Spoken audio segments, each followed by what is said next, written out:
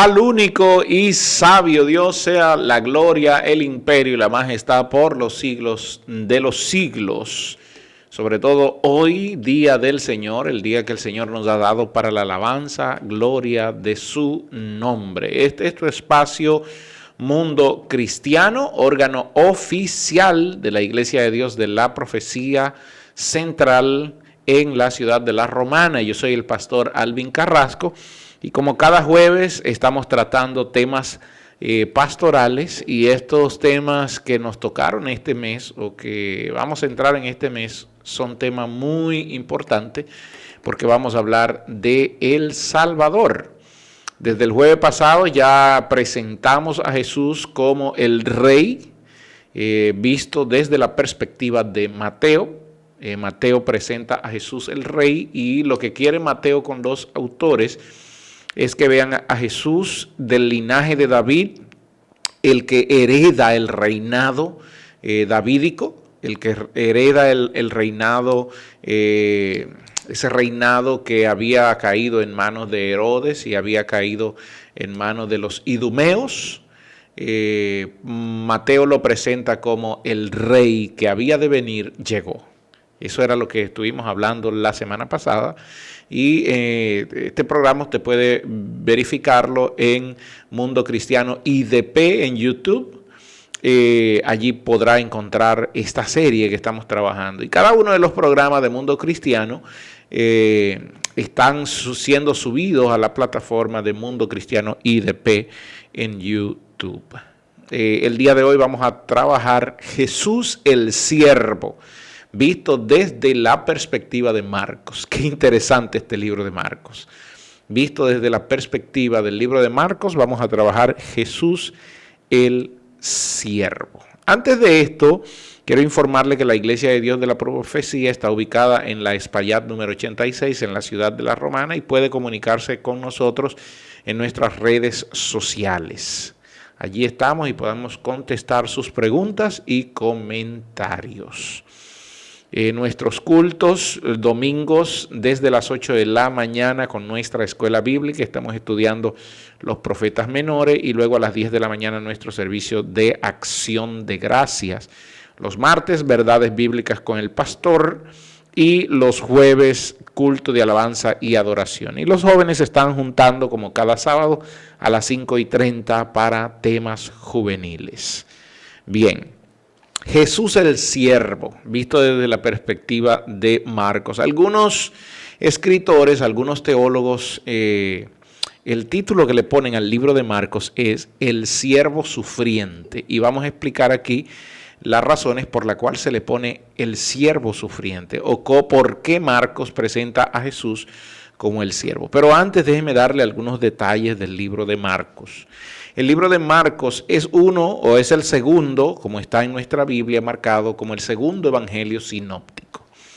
Explico, la palabra sinóptico quiere decir que tiene los mismos componentes, las mismas frases y a veces los mismos milagros que tienen otros evangelios. Hay una similitud, hay una comparación con el evangelio de Lucas y también con el evangelio de Mateo. Y eso hace que esos tres evangelios sean totalmente, bueno, no totalmente, sino muy parecidos. Tanto así que de los 662 versículos que tiene Marcos, unos 406 versículos van de la mano o son mencionados tanto en Mateo y en Lucas. Y solamente con Mateo, que no se menciona en Lucas, hay 145 versículos que compaginan especialmente con Mateo, y 60 versículos que compaginan solo con Lucas, sin mencionar a Mateo. Es decir, de todos los escritos, de los 662 versos que tiene el libro de Marcos, unos 611 versículos están con Marcos, con Lucas y con Mateo. Solamente 51 versículos no tiene ninguna comparación, no tiene ningún paralelo. Y eso es importante. Es decir, y aquí también entra un debate, lo que se llama un problema sinóptico, que voy a hablar un poquito del problema sinóptico, pero ese no es el tema que yo quiero tratar, ¿ok? Más adelante yo voy a hablar con más detalle del problema sinóptico. ¿Quién escribe el Evangelio de Marcos? Bueno, Juan Marcos. Juan Marcos, lo primero que hay que destacar es que la Biblia lo menciona, el apóstol Pablo, él fue en el primer viaje del apóstol Pablo junto con Bernabé, puesto que Juan Marcos era sobrino de Bernabé. Y fue en el primer viaje, pero tuvieron un pequeño conflicto allí. Y en el capítulo 15, al final del capítulo 15, Bernabé persiste en llevar a Marcos otra vez a su viaje, a Juan Marcos, y Pablo le dice que no. Pablo le dice que no, y entonces este Juan Marcos es quien escribe el libro de Marcos. Anduvo con Pablo, pero era discípulo de Pedro. Juan Marcos anduvo con Pablo, pero era discípulo de Pedro, es decir, todo lo que escribió Juan Marcos lo aprendió del apóstol Pedro, y esto es importante señalarlo. Juan Marcos se menciona como el primer evangelio, y así eso no es porque yo lo estoy diciendo ahora, sino porque viene por referencia. Por ejemplo, Eusebio de Cesarea lo mencionó Ireneo de Lyon, y lo mencionó Justino Mártir. Lo mencionaron los tres como que Juan Marcos había sido el primer evangelio en ser escrito. Y de hecho, la fecha en la que fue escrita fue entre el año 65 y el año 70. ¿Por qué en esa fecha? Porque de hecho Justino Mártir y Papías habían dicho que Juan Marcos escribió justamente después de la muerte de Pedro, por allá por el año 65, pero entonces no hay evidencia de la entrada de Tito Vespasiano a Jerusalén y la destrucción de Jerusalén en Juan Marcos. Por eso se cree que se escribió después de la muerte del apóstol Pedro, pero antes de la destrucción de Jerusalén. Esa es la fecha que tenemos. De hecho, fue el primer evangelio escrito, y estos hombres dan testimonio.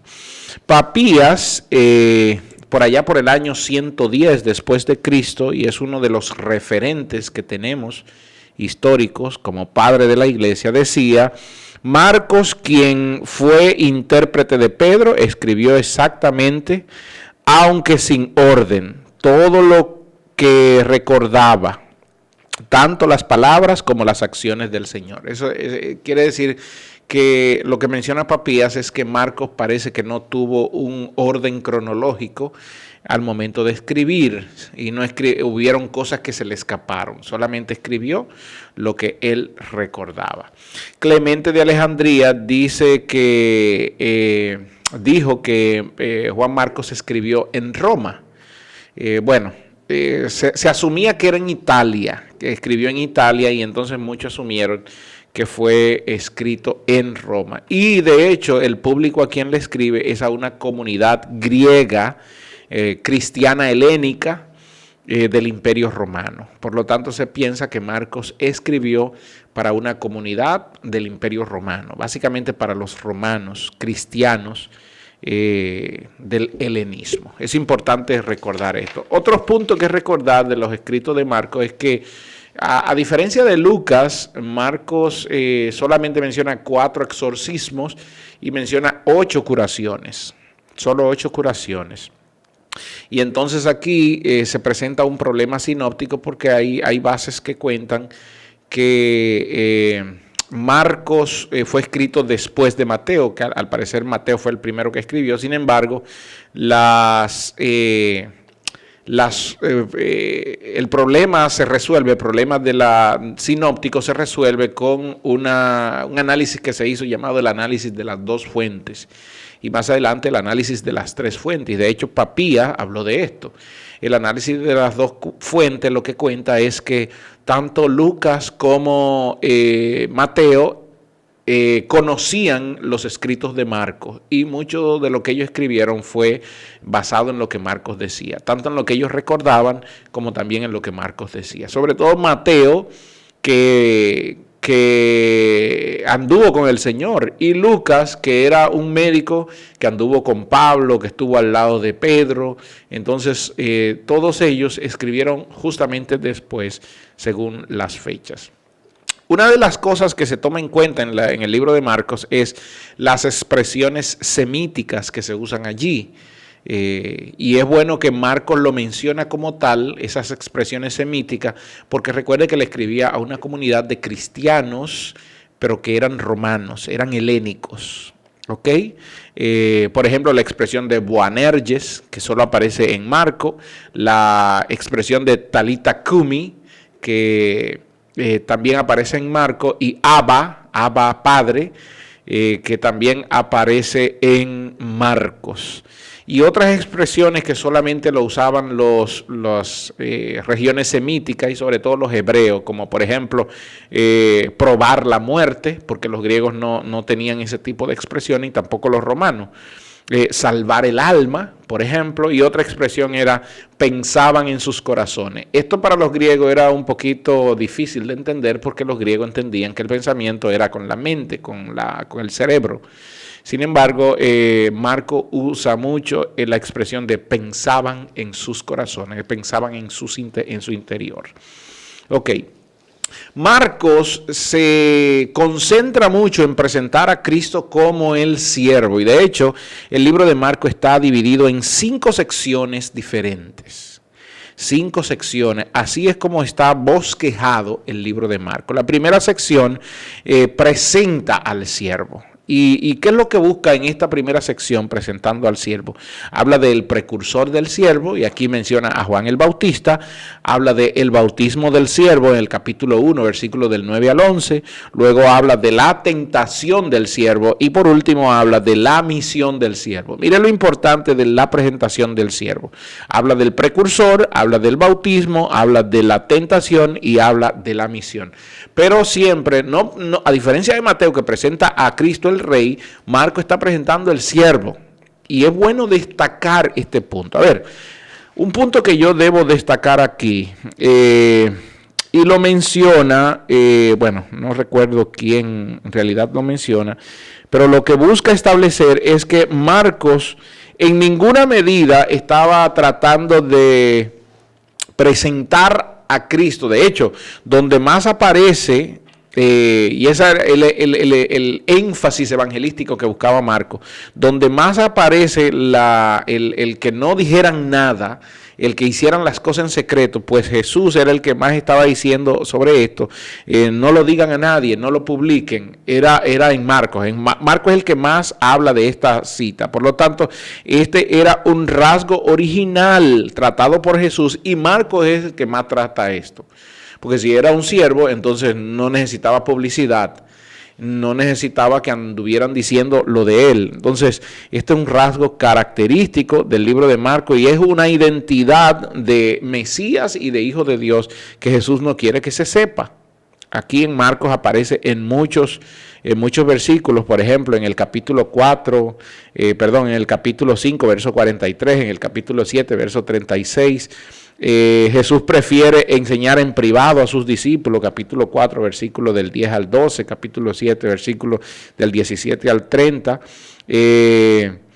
quienes sin embargo no entienden el verdadero sentido de dichos milagros. Los discípulos no entendían el por qué el Señor se mantenía en oculto, y cuando sanaba a alguien, Él le decía que no lo diga, que no lo publique.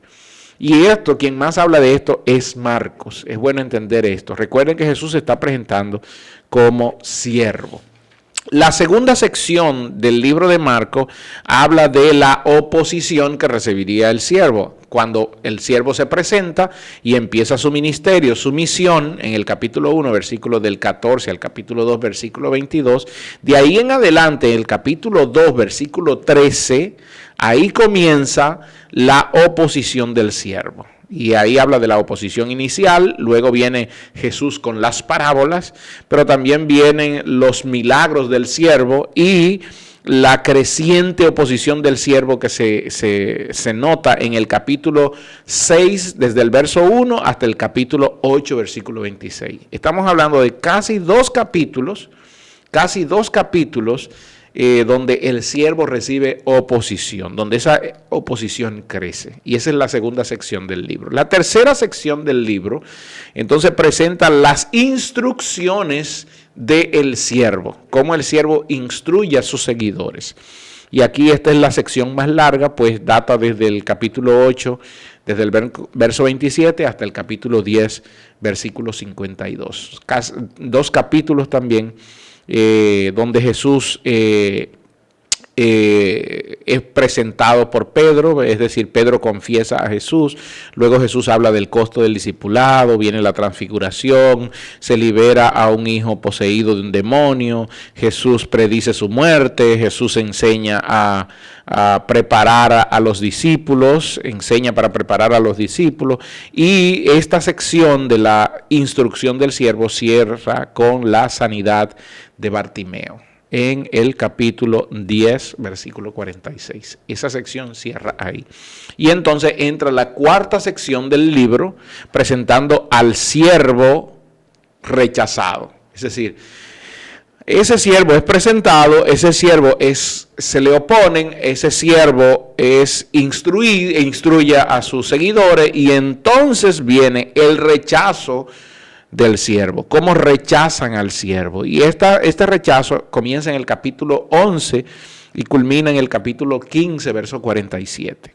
Y allí habla de la presentación formal del siervo, cómo lo presentan formalmente, y luego viene entonces Jesús dando instrucciones sobre la oración, viene la oposición de los líderes, después viene la instrucción sobre el futuro, y por último entra el tema más doloroso, que era la pasión del siervo.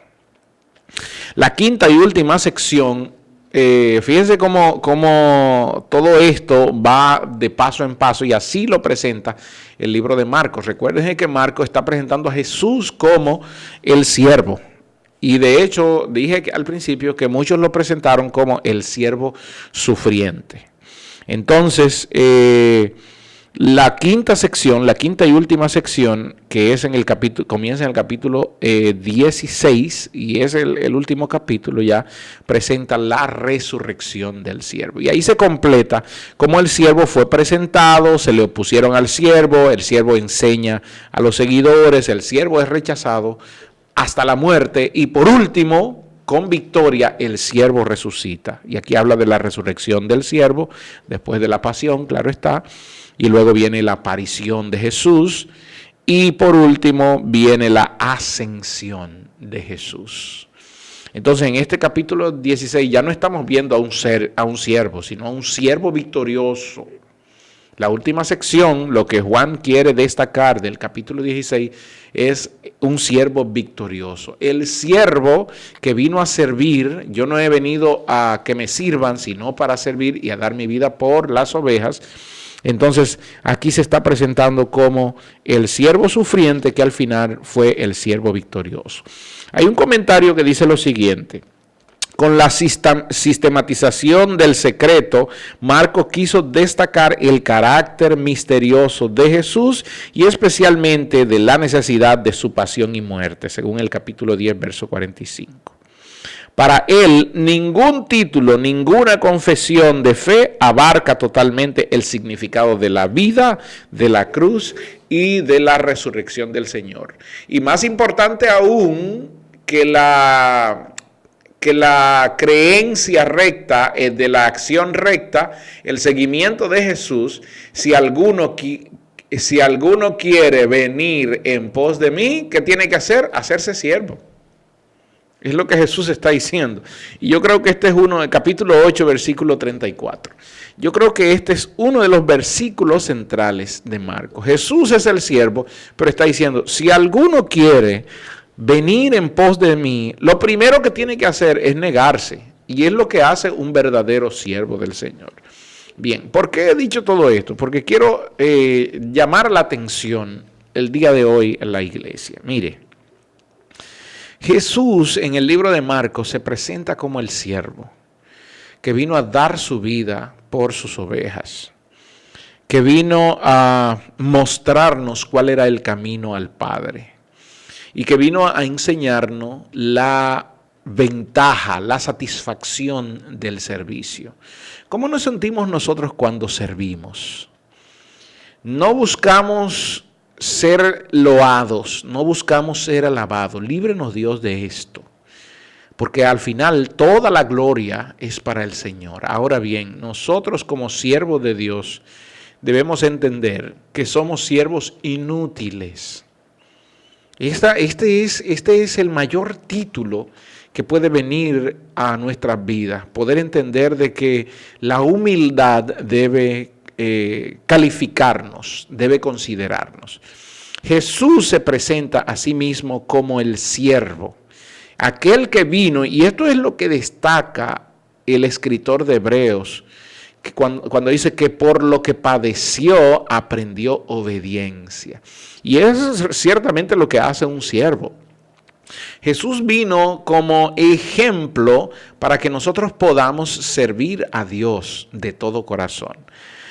¿Cuál es el conflicto? ¿Cuál es el problema de la iglesia el día de hoy? Todo el mundo quiere ser grande, todo el mundo quiere púlpito. De hecho, alguien decía, esto se llama síndrome de púlpito. Todo el mundo quisiera estar en la parte visible, nadie quisiera estar backstage o detrás de la plataforma. Todo el mundo quiere un reconocimiento, todo el mundo quisiera que lo dejen dirigir, que lo dejen cantar, que lo dejen danzar, que lo dejen predicar, todo el mundo quisiera que lo vean tocar, y no nos damos cuenta de que esto es vano, esto es vanagloria, esto no tiene valor, esto no tiene valor, hermanos. De hecho, si hubiese sido mi decisión, yo no estaría al frente, y lo digo con sinceridad, porque me gozo en el Señor de servir. Y esto es lo que debe motivar la vida de un verdadero cristiano, es servir a los demás, es poder dar su vida para que alguien sea edificado. Porque ¿de qué nos sirve cantar bonito? ¿De qué nos sirve ser los más intelectuales? ¿O de qué nos sirve ser los más elocuentes, tener buena dicción, hablar por los micrófonos? ¿De qué nos sirve esto si no podemos edificar a alguien? A eso es a lo que se refiere Jesús cuando en el capítulo 8, verso 34, que ya lo leímos, dice, si alguno quiere venir en pos de mí, ¿qué es lo que tiene que hacerse? Lo que dijo más adelante el apóstol Pablo, ya no vivo yo, sino que ahora Cristo vive en mí. Es vano poder manifestar con orgullo, yo soy el que hago, yo soy el que digo, yo soy el que prediqueo, yo fui el que me gané. Incluso hasta decir, yo me gané a tal persona. Esto es vano, esto es vanagloria, amados. Esto es vanagloria y lamentablemente hemos caído, no solo conozco líderes y pastores que han caído en lo mismo, en creer que por ponerse un título son más grandes o recibirán una mayor recompensa. Y esto es necio de parte del hombre. Yo prefiero abrazarme del proverbio que dice que el necio, aún el necio cuando calla, pasa por sabio. Entonces en esta parte yo quisiera ser sabio, pero a la vez de ser sabio quisiera ser humilde. Y la humildad se manifiesta en que todo lo que voy a hacer debe ser para la gloria y alabanza de nuestro Señor. Si en este camino el Señor quiere reconocerte, entonces Él lo hará como lo hizo con Jesús. Porque Jesús se presenta a sí mismo como el siervo de Dios. Y este fue un siervo de Dios hasta su muerte. Fue vituperado, fue acusado, fue señalado. Hoy no. Hoy lo que se le está diciendo a la gente es que no reciba amenaza y no reciba maldición y no reciba. Y viven cancelando y viven atando y desatando porque no han entendido que nosotros estamos aquí puestos por Dios y por su Espíritu Santo solo para servir. Y si en ese servicio nos lleva al punto de morir por ello, pues gloria a Dios. Estaremos dispuestos a morir por servir a nuestro Dios, tanto como lo hizo el siervo sufriente, Cristo. La gracia del Señor sobre ustedes.